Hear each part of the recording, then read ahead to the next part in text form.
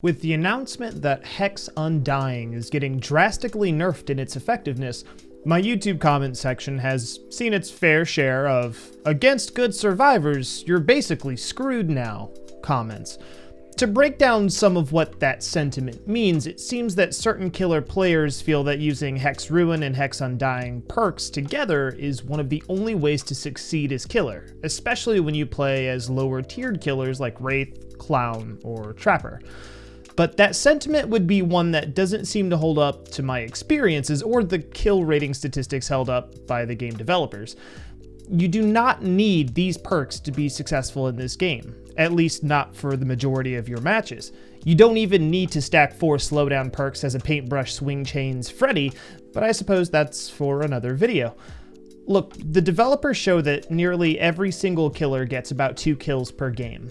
2 dead and 2 surviving seems to me to be a draw and not a horrific loss, but I suppose that this is subjective.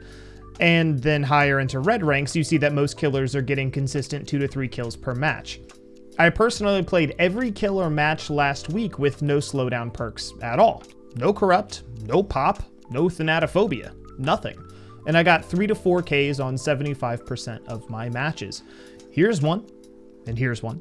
This one has no perks at all. What about this one? This one is all PC players. This one too. So I pose the question, why is it that there are people convinced that Ruin and Undying as we know it is a necessary evil to perform well? Well, there are a few things. The obvious yet deceptive answer is they're bad at the game. But I think things are deeper than that. While yes, there is inevitably that one guy who equips Ruin and Undying and proceeds to spend the entire match chasing people away from the totems like an old man telling kids to get off his lawn, but instead of a rolled newspaper, he has a giant sword.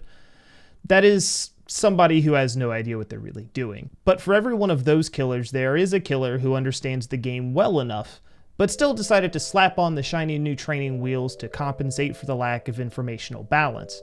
This player, of course, gets to perform better than they ordinarily would, not because they knew the right moves and made the right plays, but because survivors had some mandatory bullet points added to their list of RNG shit that they had to do. Nothing feels worse as a survivor than to lose to a killer's perks and not the ability of a killer. And of course, if we look at killer abilities and good players that run Ruin and Undying, well, survivors just don't have a chance. Hang it up. Goodbye. See ya. Most of the time, that's it. All right. Even on the weaker killers, right? The combination is just suffocating. From a killer perspective, Ruin and Undying allows for killer players to make gross miscalculations and errors while paying a minimal price for those mistakes. 30 additional seconds in a chase per chase isn't a big deal when you can hook that survivor and chase someone off the nearly finished gen until it regresses to 0 without you having to even interact with it. From a survivor perspective, the thrill of the game is the variety, figuring out who the killer is, what perks they're running, what is my counter, that Oni has a big sword.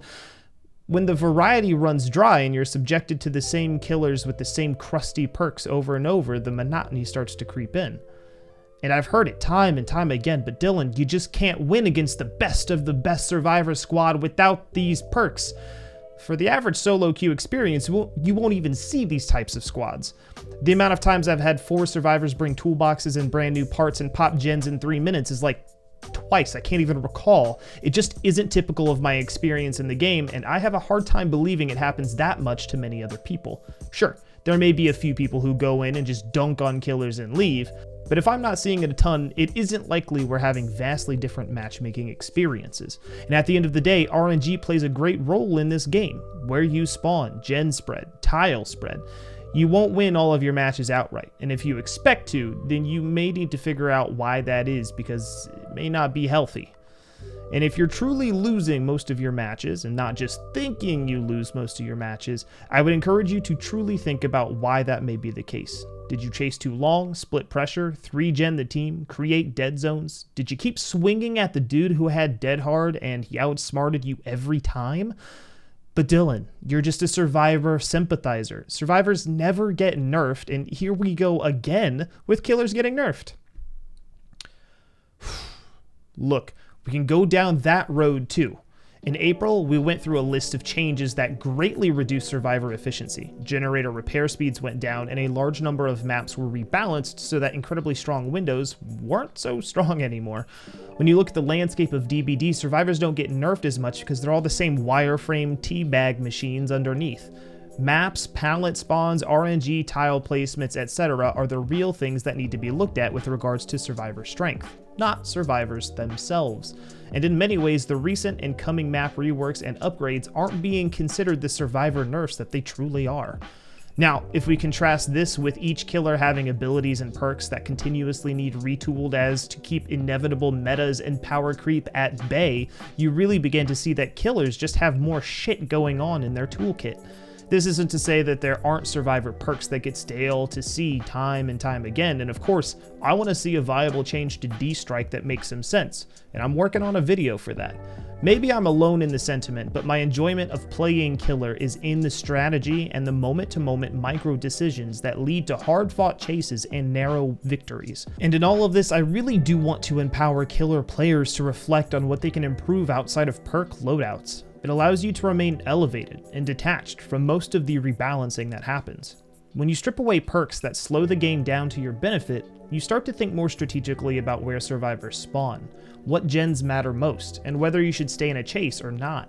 You consider the end of your game during the beginning of your game as you bust up a few pallets to create a dead zone. You're adding more strategic bullet points to your objective list that goes beyond just find and hook survivors.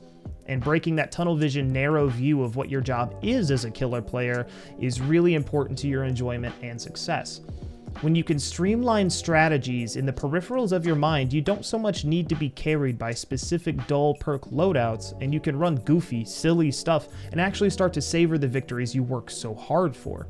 And in that, you can let go of the constant need for absolute wins as validation of your ability and appropriately congratulate the other side for their wins and good plays.